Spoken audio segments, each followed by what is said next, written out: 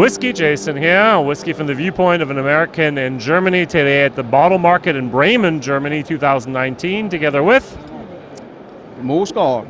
My name is Jes Mosgaard. I have the distillery Mosgaard Whisky in Denmark, where we make organic gin and whiskey. All right, very good. I had the chance to taste some of that whiskey, batch number 2. Very, very interesting, very unique, very exotic. Now tell me a little bit why whiskey from Denmark?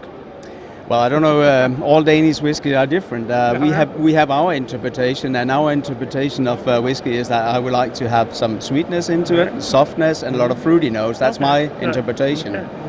Very, very good. Now, people who watch this are from the UK, or from Australia, from America. Maybe they've heard of Stauning. Yeah. We haven't heard of much other whiskeys out there from Denmark. Is this fairly new? It is fairly new, yeah. We, I guess, over the last 5 years, a lot of new distilleries have been shooting up.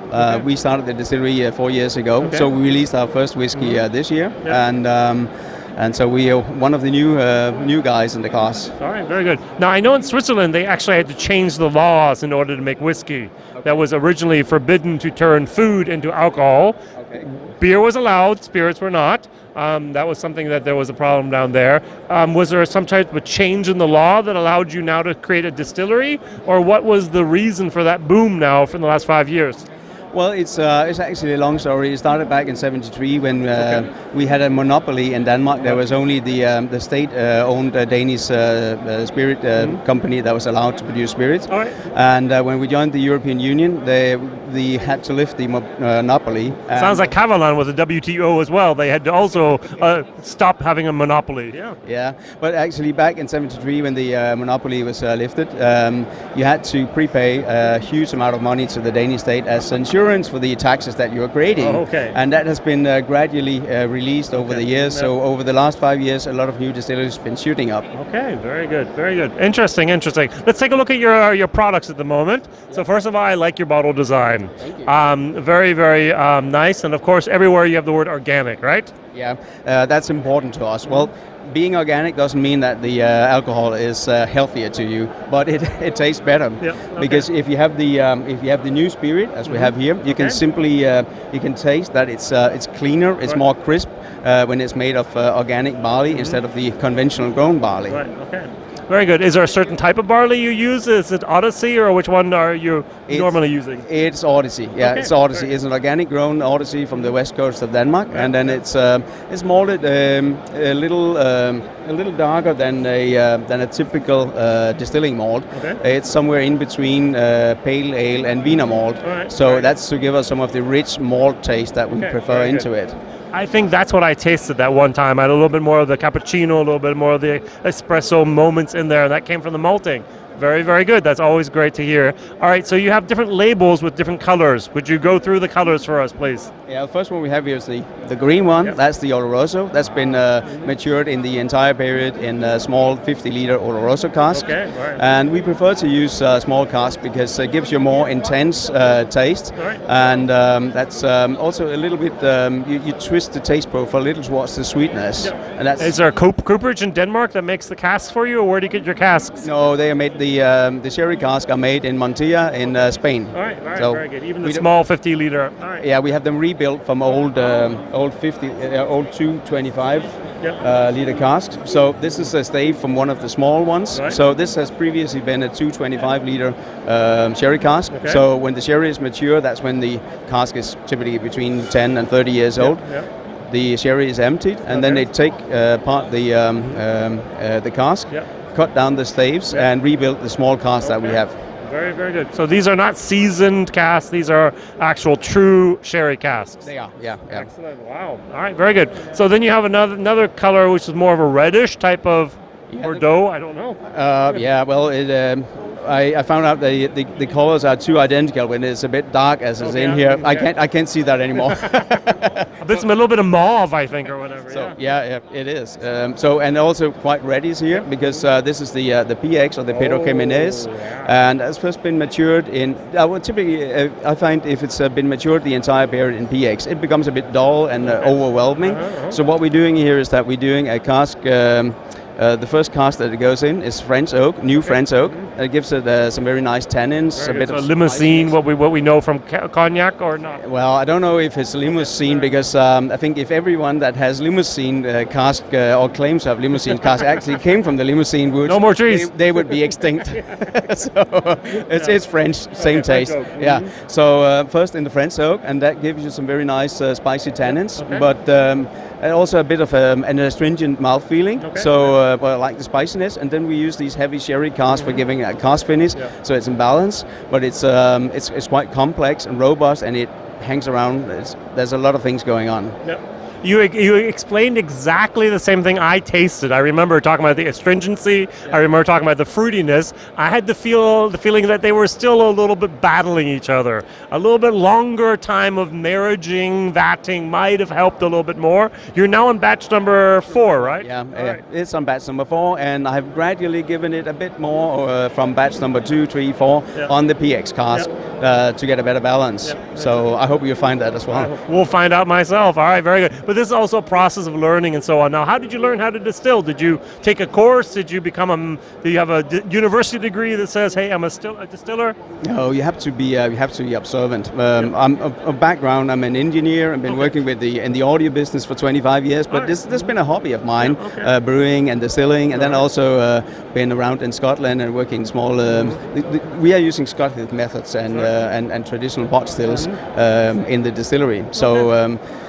I'm a huge admirer of the Scottish methods, so I learned that in Scotland as well. But there's actually, if you ask some of the master distillers in Scotland, can you get any education or any degree? Is that it's not needed. Just be observant and only change one thing at a time at the distillery and learn from that. So being observant, I guess that's the clue. Very good. And of course, you change one thing, you wait a year, and you change another thing, wait a year. It's a long process, so we'll see what happens. Those master distillers with their 50 years of experience, those are the people we need to learn more from. All right, what do you have in the last bottle here? Yeah, the last bottle I have here is our newest release. That's a peated version. Oh, okay. Yeah, so it's 3 weeks old. We released this batch number 1. And again, I like it's been on the market for 3 weeks. It's not a 3-year-old whiskey. No, it's matured for a little over 3 weeks. So first we mature it again in French oak to give it some of the spiciness, and then we give it a cask finish in bourbon cask. So we get some of the vanilla notes, the almond notes that goes very well together with the peat. Very good. So it's also complex. There's lots more going on in this than just the peat. All right. Now you mentioned that the grain was actually grown on the western coast of Denmark. Do you have peat in Denmark as well? No, this is actually peated on. Well, we have a little peat in Denmark. I have no idea. We have a little peat in Denmark, but you're not allowed to dig peat in Denmark anymore. So actually, on the farm where we have the distillery, there's actually a moor connected to it. So, but we're not allowed to dig peat in it. So it is. For example, Stauning is using Danish peat, and we're using a Scottish peat. So we're importing Scottish peat. So it has a different taste profile.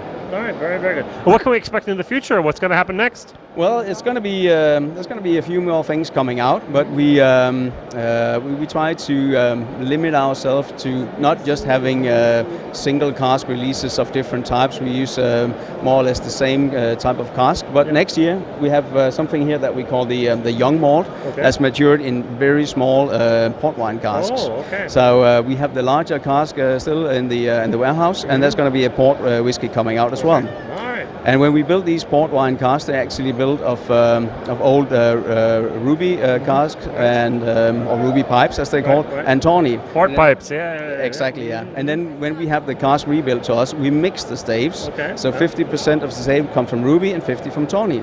So you can have it on the cask for the entire period, not just as a finish. So you have some of the vinosity from the ruby and the more spicier notes from the tawny.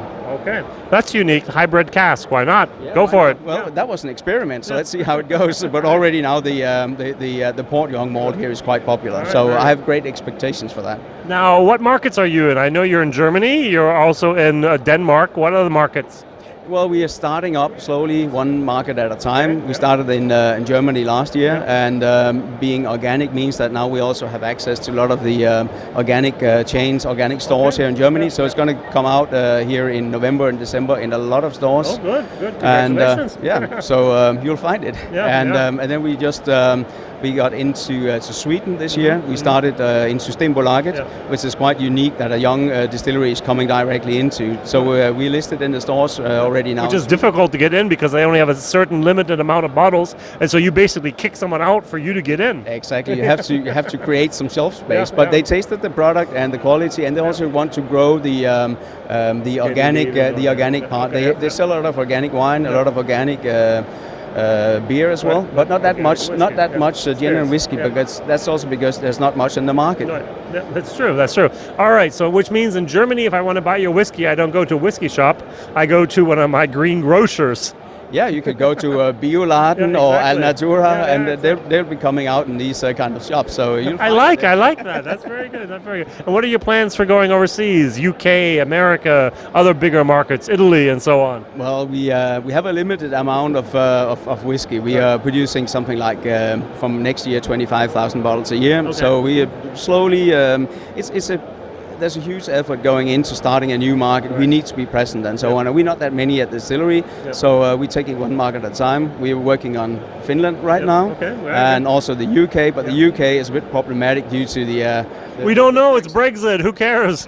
Who knows? I don't care. I don't know. I don't care. It's so confusing. Yeah, it is. Yeah. So we have a potential distributor who's very interested in our products in the UK, but we're just seeing what's going on. Wait. If it's going to be a hard Brexit, which I don't think it will be now, but who knows? Who knows, exactly. That makes business over here in Europe at the moment a little bit difficult, to say the least. All right, very good. Can we visit you? Do you have a distillery's visitor center? Oh yeah, we do. We have a shop at the distillery, and we get in the summertime we have tours 4 times a week. So we go through the brewery, the distillery, the cask warehouse, and then we end up with the tasting at the shop. Now, I'm in Copenhagen. How long does it take to get to your place? Well, from Copenhagen, it's 1.5 hours. Okay. Here from Bremen, it's 5 hours. Yes. So we are on the south side of the island of Funen. Which means I have to take a ferry, I thought. Well, it's connected with bridges. Oh, I didn't know. Okay, it was okay. It's amazing the bridges that Denmark has built in the last 20 years. Yeah, Funen is the small irritating island in between the 2 bridges. Yeah, okay, very But good. we have very good water at Funen. That's why we actually moved to Funen to start the distillery. Because one thing I learned in Scotland is that soft water makes hard whiskey, hard water makes soft whiskey. And that goes in on the south side of Funen. We have some of the most hardest and also loaded with minerals. So the water is extremely good for making the soft taste that I want to put into it. Excellent. Okay. Very, very good. So online, where can we find your shop or your information? www. Mosgaardwhisky.dk, but we're not allowed to send to Germany or to other countries. So here in Germany is the Spirits of Scandinavia.de, where you can buy it online. You can also buy it at WhiskyZone.de. So it's available already now. All right, very good. Thank you very much. WhiskyJason here together with Jes Mosgaard from Mosgaard Whisky. Bye. Bye.